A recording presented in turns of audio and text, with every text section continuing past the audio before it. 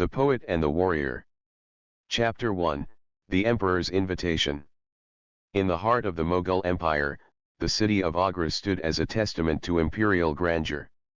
The emperor's court was a vibrant epicenter of power, culture, and sophistication, reflecting the empire's wealth and the emperor's authority. Meherun, a gifted poet renowned for her evocative verses celebrating love and human resilience, resided in a tranquil village on the empire's periphery.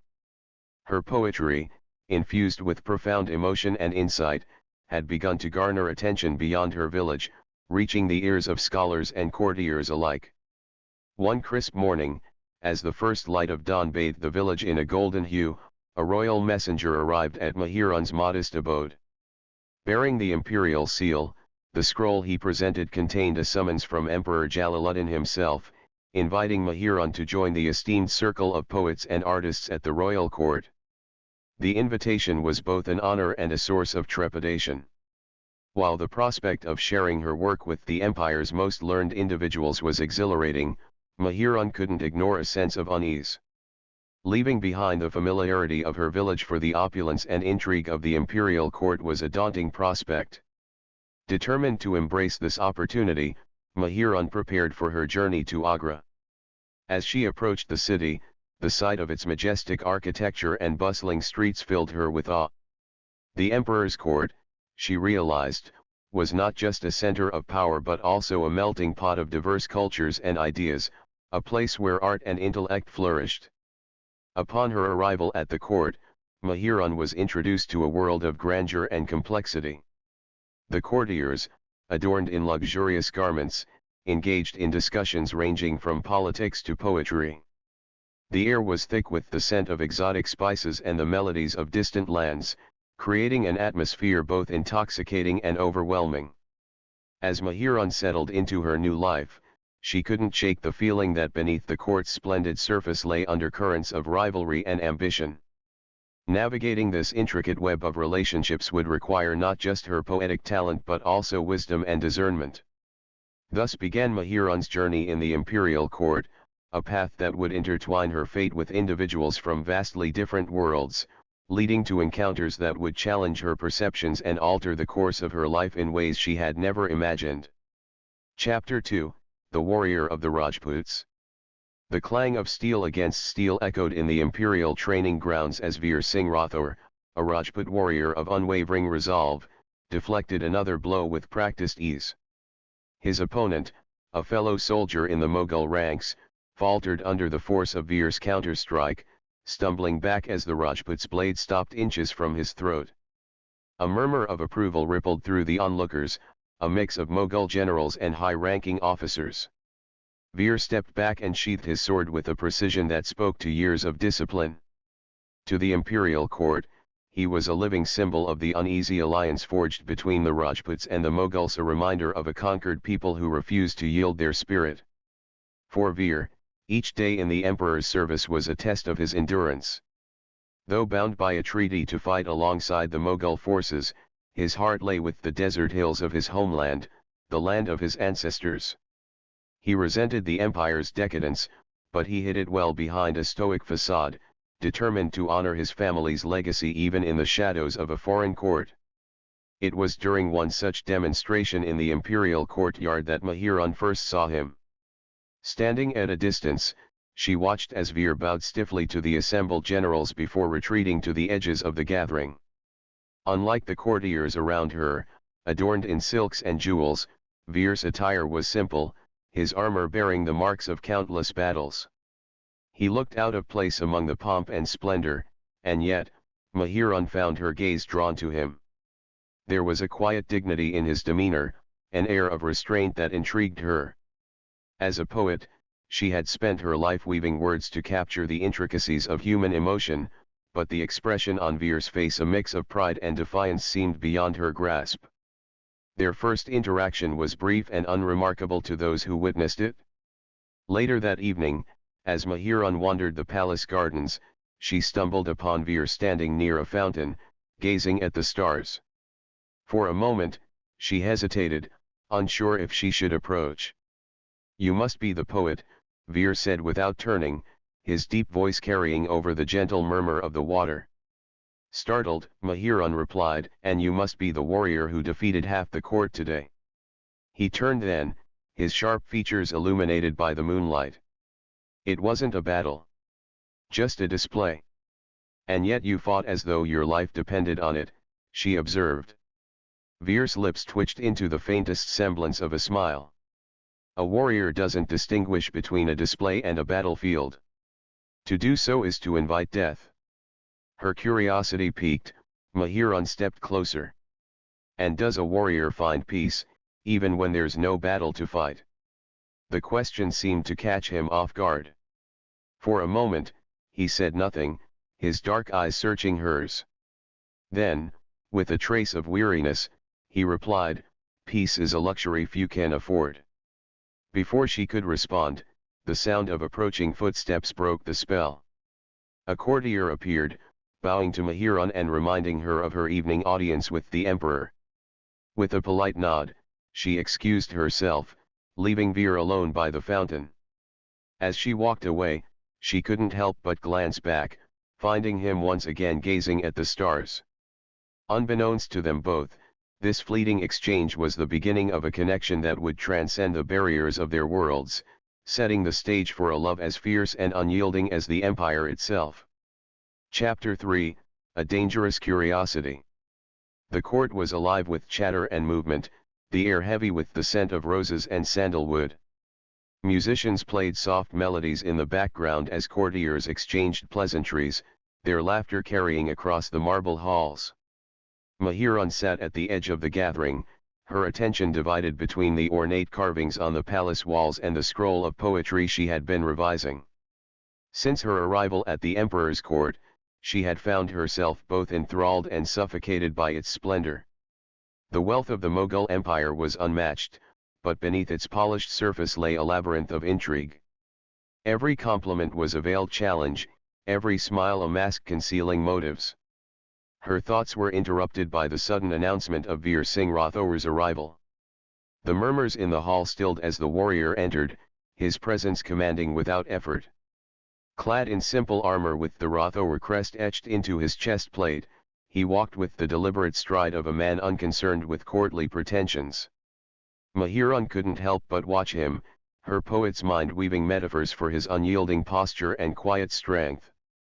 His eyes briefly met hers across the room, and in that fleeting moment, it felt as if the bustling court had fallen silent. Later that evening, she found herself wandering the moonlit gardens once more. Her verses had escaped her, replaced by a restless energy she couldn't shake. Turning a corner, she was startled to find Veer leaning against a tree, sharpening his sword.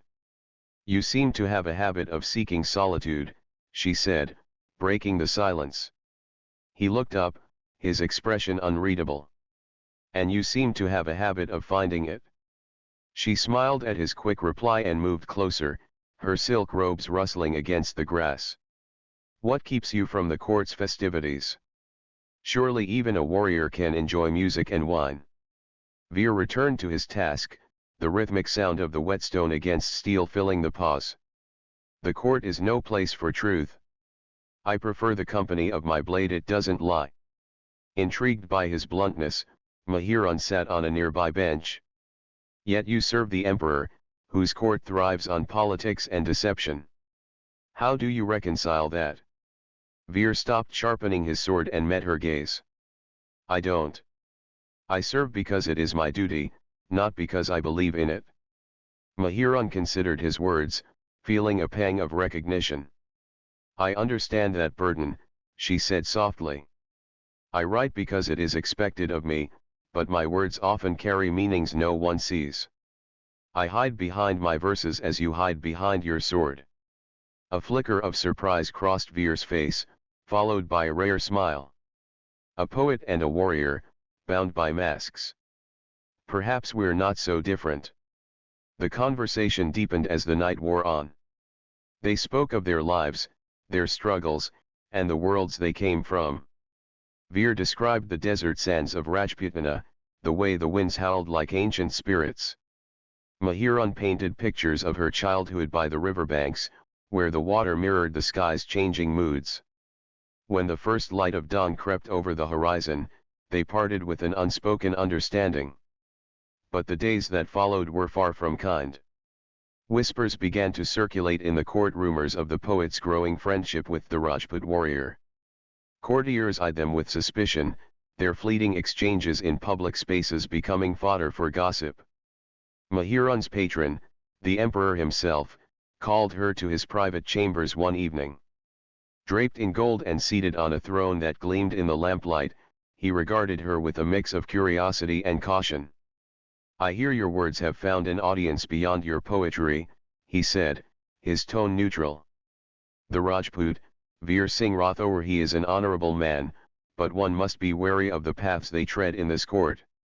Meherun bowed deeply, masking her unease. "My lord, I seek only to write verses that bring glory to your reign.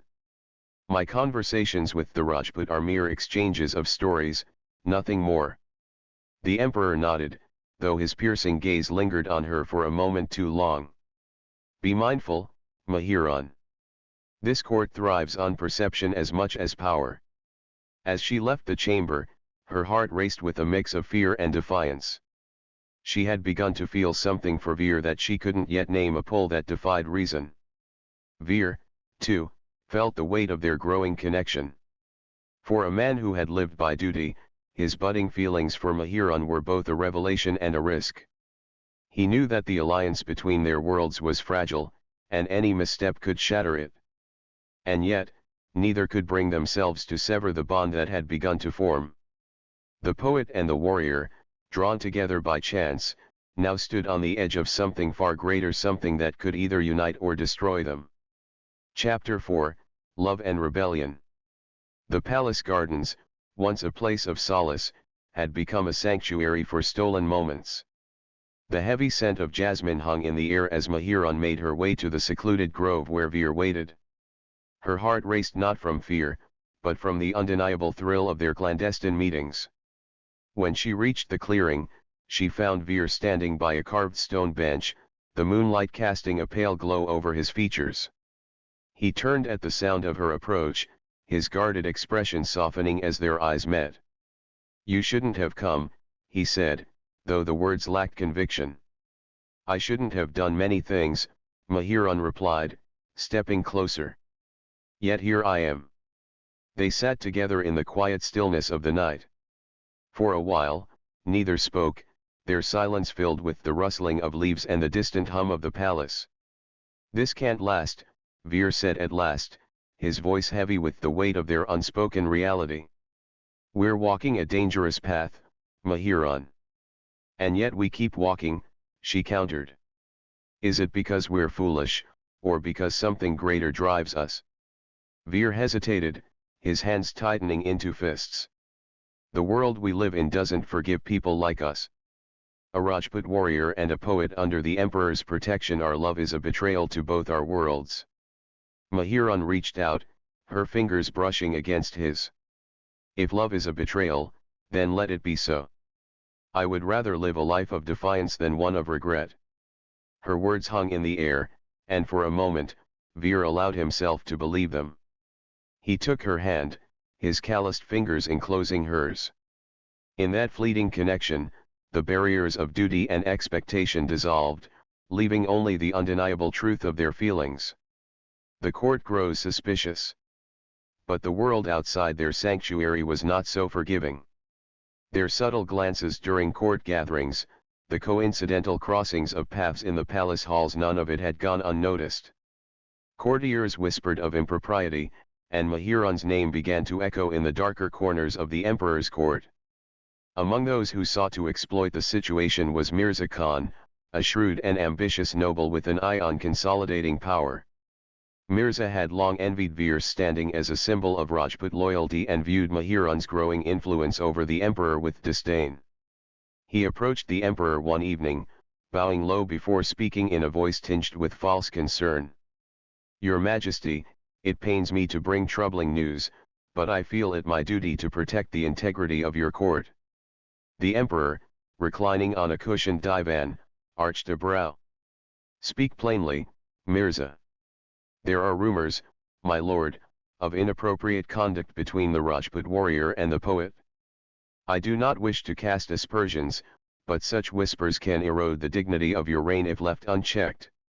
The emperor's expression darkened, though whether with anger or doubt, Mirza could not tell. I will handle this matter myself, he said curtly, dismissing the noble with a wave of his hand. The lover's ultimatum. The summons came the next day. Meherun was called to the emperor's private chambers, where she found him seated in quiet contemplation. You are a remarkable poet, Meherun, the emperor began, his tone deceptively gentle. Your words have brought honor to my court and given voice to the beauty of our empire. But I must ask you something. Do you seek to honor my reign, or do you seek to weave your own story within it? Meherun lowered her gaze, carefully choosing her words. I serve you with my art, my lord. My words are yours to command. And yet, I hear tales of words exchanged in the shadows, of alliances formed beyond my sight, the emperor said, his voice hardening. Tell me, Meherun, what binds you to the Rajput warrior? Her heart pounded, but she held her composure. He is a man of honor, my lord, and a soul burdened by duty. We have spoken of many things: philosophy, courage, and the nature of loyalty. But there is no betrayal in conversation. The emperor studied her, his piercing gaze unrelenting. Be careful, Meherun. Even the appearance of impropriety can be as dangerous as the act itself. You are a treasure of this court, but treasures are fragile things. Do not give me cause to question your place here. When she left the chamber, she found Veer waiting for her in the gardens, his expression grim. They've begun to close in on us, he said without preamble. We must end this before it destroys us both. Meherun's chest tightened, but she stood firm. You would have me forget you? Pretend that none of this ever happened. I would have you live, Veer said, his voice breaking. If I could shield you from this storm, I would. But staying together will only make us both targets. Tears pricked her eyes, but she refused to let them fall. If we are targets, then let them aim. I will not let fear dictate my heart. Veer reached for her, pulling her into an embrace. Your courage shames me, he whispered. But I cannot let you suffer for my sake. As they stood together under the stars, they both knew their love had reached a crossroads. The forces against them were mounting, and the choices they made in the days to come would determine whether they stood united or fell apart. Chapter 5, The Storm Breaks. The days that followed felt like a tightening noose. Whispers at court grew louder, reaching even the emperor's ear. The balance of power that had once seemed so secure was now on the brink of collapse, threatened by a bond neither Meherun nor Veer could control. Every glance they shared, every chance encounter, only added fuel to the fire that was burning through the heart of the Mughal court. One fateful evening, the storm finally broke. The emperor, having been swayed by the mounting pressure from his courtiers and allies, called an audience with Meherun. The mood in the chamber was tense, thick with the unspoken accusations that lay heavy in the air. Meherun entered with her head held high, her heart a storm of its own. She had come to understand the reality of her position. No matter how much she might wish otherwise, her connection to Veer had become an inescapable scandal. The emperor, seated upon his golden throne, did not greet her. His gaze was sharp, cold, like the edge of a blade. Behind him, Mirza Khan stood silently, his eyes gleaming with triumph. Meherun, the emperor began, his voice low and controlled, it seems your poetry has become entangled in matters far beyond verse. She remained silent, waiting for him to continue. The weight of the room pressed against her chest, but she refused to break. I have given you the privilege of my court, the honor of my protection, the emperor continued. And yet, you have taken that privilege and used it to sow discord. I cannot turn a blind eye to this. Your actions dishonor not only the trust one have placed in you, but the very fabric of this empire. Meherun felt a lump form in her throat.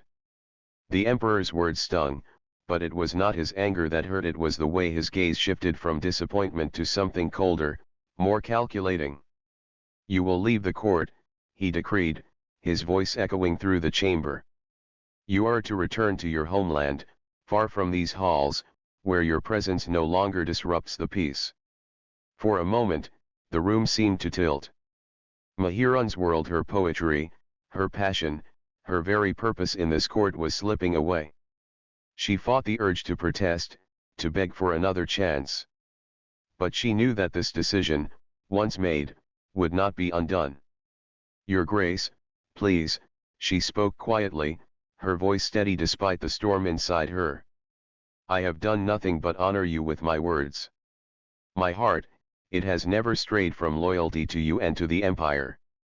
The Emperor's gaze hardened. "Loyalty?" he repeated, his voice now tinged with derision. "Your loyalty was never to me, it was to the Rajput warrior who dared to defy the very empire that gave him refuge. You have chosen your side."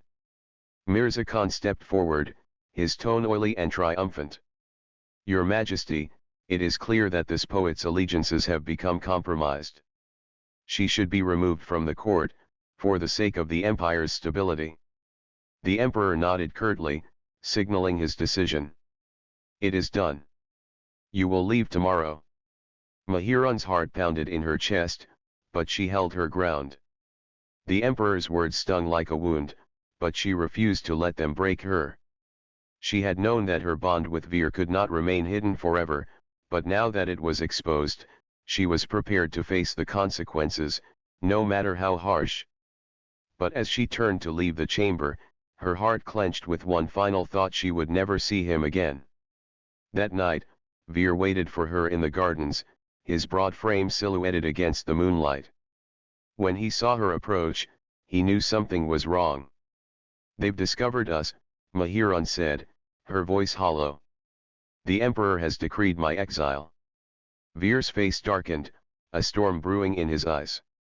"Meherun, no. I must go," she said, the words tasting like ashes in her mouth. "It's the only way to protect both of us. If I stay, it will only bring ruin upon your name and my own." "Then let them come for me," Veer growled, stepping closer, his voice thick with resolve. "Let them exile me, imprison me, kill me. I would rather die than live without you." Meherun reached for him, her fingers trembling as they touched his arm. "Veer, we cannot fight the world together. Not like this. Not when the stakes are too high." Veer's jaw clenched, his expression torn. "If you leave, we will both be lost. I will not stand by and watch you fade away into nothing." Meherun's heart broke, the weight of their situation threatening to crush her. But she knew, deep down, that this was the only way. "I have to go," she whispered. "But I will carry you with me, always. In my poems, in my heart. You will never be forgotten." Tears welled in her eyes, but she refused to let them fall. With a final kiss, tender and desperate, she turned and walked away, knowing that this would be the last time they would be together. As Meherun left the palace the next morning, she felt a strange sense of finality. The Mughal court that had once been a place of opportunity now felt like a distant dream. The world around her seemed to blur, as if she were walking through the fog of a forgotten memory. Veer, too, stood on the edge of the gardens, watching her leave, his heart a battleground of anger, grief, and longing. But he remained rooted in place, unwilling to follow her. He knew that to chase after her now would be to invite the wrath of the Emperor, and worse, to tear apart the fragile remnants of her spirit. And so, they parted. Two souls bound by love, yet separated by the impenetrable divide of duty, honor, and the weight of their worlds. Chapter 6, The Return to Silence. The journey back to her village was long and silent, a stretch of days where Meherun found herself trapped between two worlds. The vibrant energy of the Mughal court, once a place of ambition and creativity, seemed like a distant dream, fading with each mile that took her further from the marble halls and their golden promises. Now, Only the rhythm of the horses' hooves against the dusty road and the rustling of the trees in the wind were her companions. The quiet felt suffocating, yet there was something comforting about it. She had always been a poet, always seeking words to convey the world she saw. But now, the words failed her. She had left behind a life that had been built on the beauty of language, of expression, and of love. She had left Veer the warrior who had stolen her heart with his strength and his silence. When the familiar sight of her village came into view, Meherun felt a pang of loss, the place that had once been home now feeling foreign. The fields she had walked as a child seemed endless and barren, as if even the earth itself mourned the life she had lost. She had returned to her family, to the safety of anonymity, but she was no longer the same. Days passed in a blur. She spent her time in solitude, writing what little she could, though the verses she once crafted with ease now eluded her. The ink seemed to mock her, as if the words were too fragile to capture the enormity of her emotions. The sounds of the village children laughing, the faint clatter of pots, the chirping of birds were all she heard, but they felt like a distant murmur against the pounding ache in her chest. Her family, though loving, saw only a shadow of the woman they had known. They did not understand the pain she carried, nor the reason for her retreat into silence.